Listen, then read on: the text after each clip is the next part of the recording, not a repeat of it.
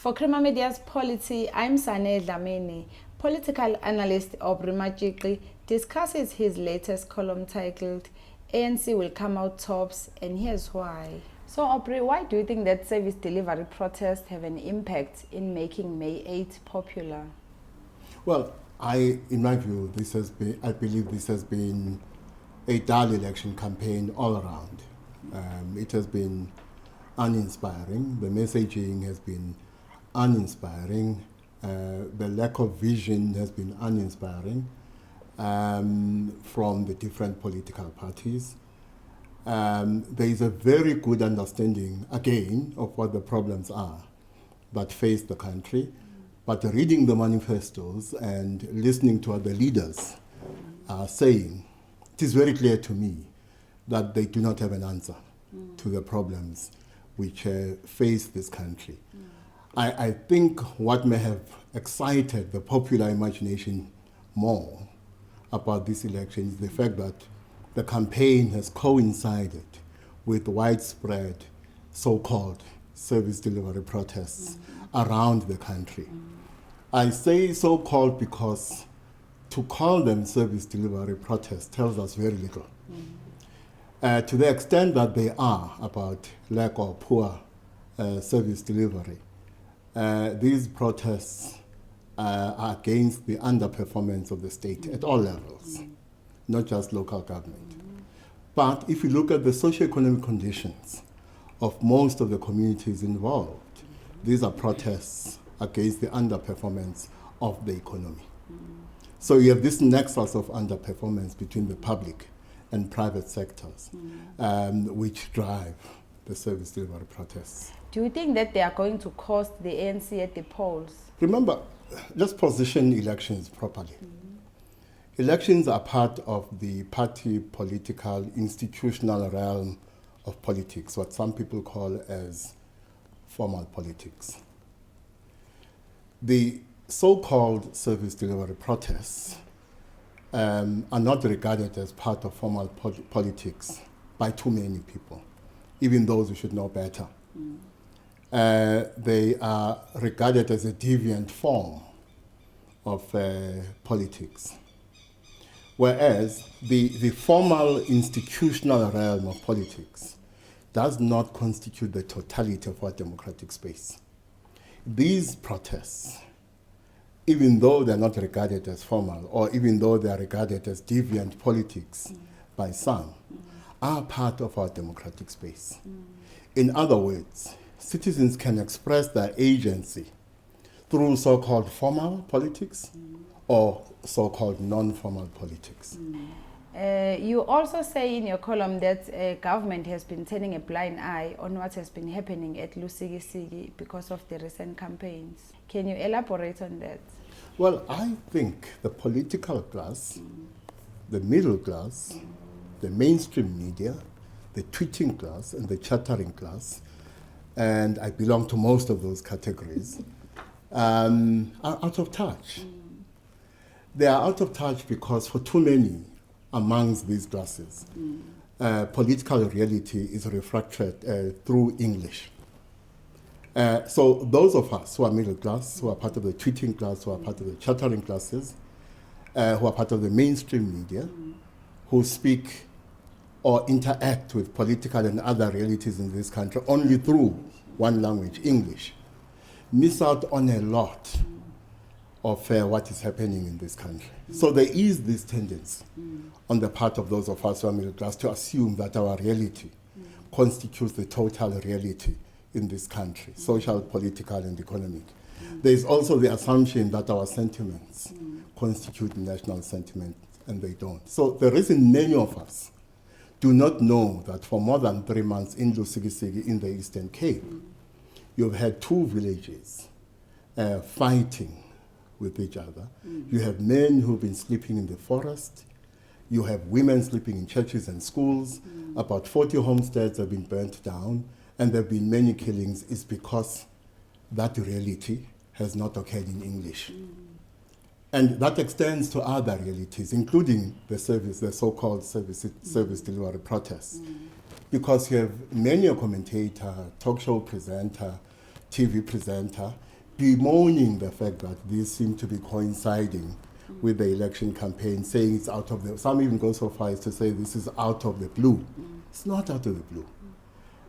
This is an ongoing feature of life in many of these communities. Strategically, they know that the pretense of politicians to be sensitive to the interests of citizens is higher during an election campaign, before an election. So they know that politicians tend to pretend they care more before an election than between the 5 years between elections. And that is why they time these protests to coincide with the election campaign in the hope that politicians fearing either a low voter turnout or fearing a flight of votes to other parties, they'll be more attentive. But what all of this means is that our citizens, as voters, rely too much on elections and their capacity to change their lives in social, political, and economic terms, when evidence shows that actually elections deliver very little change, which means elections in South Africa have become a mere ritual we engage in every 5 years. And you say that as much as you want to talk about the political class, the less said, the better. Why? I must say that I am gravitating quite strongly towards the fact that we need solutions to our political crisis. Our political crisis is not equal to the crisis in the ANC. It is bigger than the crisis inside the ANC. It extends to other parties. So ours is a generalized political crisis, and that is why the thought leadership we lack extends across the board in political terms. And therefore, I am gravitating quite strongly towards the view that South Africa's political problems cannot be solved politically.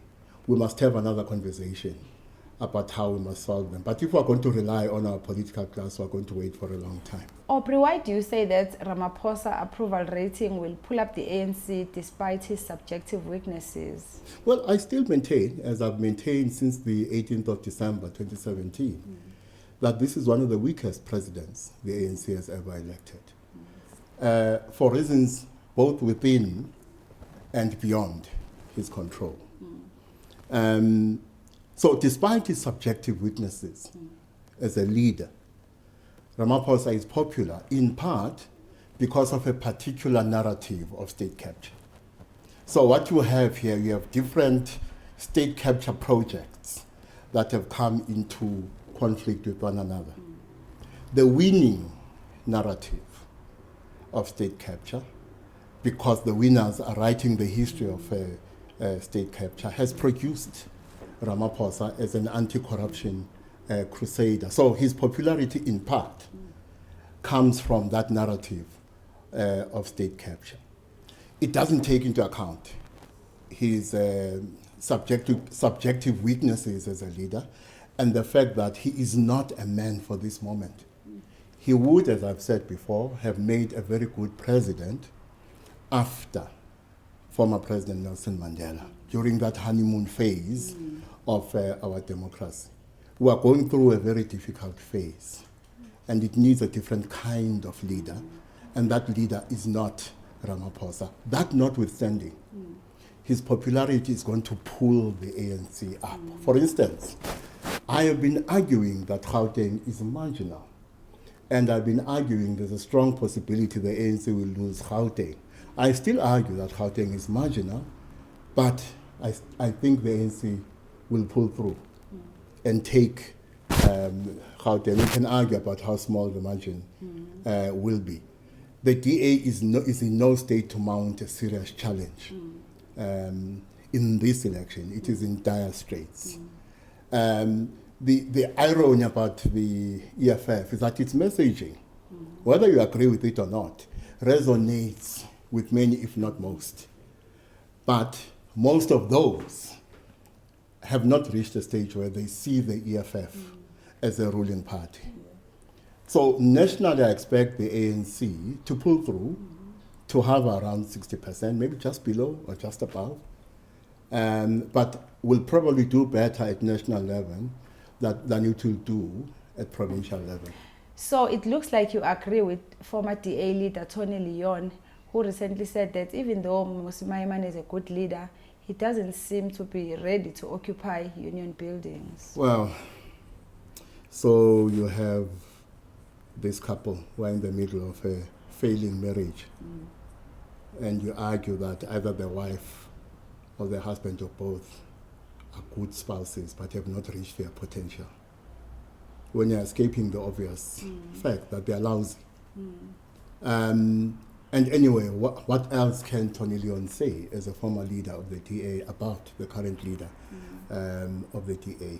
In my view, and over time, the DA's own internal research has shown this, that Maimane adds very little to the DA brand.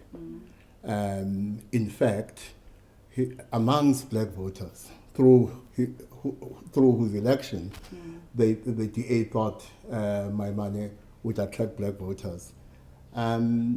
He's not catching fire. His party does not have confidence in him. Tony Leon presided over very deep fissures within the party, very deep divisions and tensions within the party, was much more effective than Maimane has been. On top of his failure to preside over these tensions and divisions within the party at a political, ideological, and even racial basis, Maimane has squandered the work that was done by the former leader of the DA, Helen Zille. So I think this election will talk about a DA that has stagnated under Malema. So I think they'll be lucky to reach 25%. And anything below 30 means Maimane is toast. It means by the time of the next Federal Congress, he will not be the leader of the DA. And lastly, Aubrey, there's been hype about Thabo Mbeki campaigning for the ANC towards the last push as we are expecting elections next week. What do you think of the statement he recently said that the NDP was a dumb sack? Well, I've been saying for years that the NDP is not a plan. So I agree with that sentiment of Thabo Mbeki. But dusting him off the cupboards to deploy him to campaign for the ANC, frankly speaking, is just boring. That was political analyst Aubrey Majiqi speaking to Crema Media's Polity about his latest column titled ANC Will Come Out Tops, and here's why.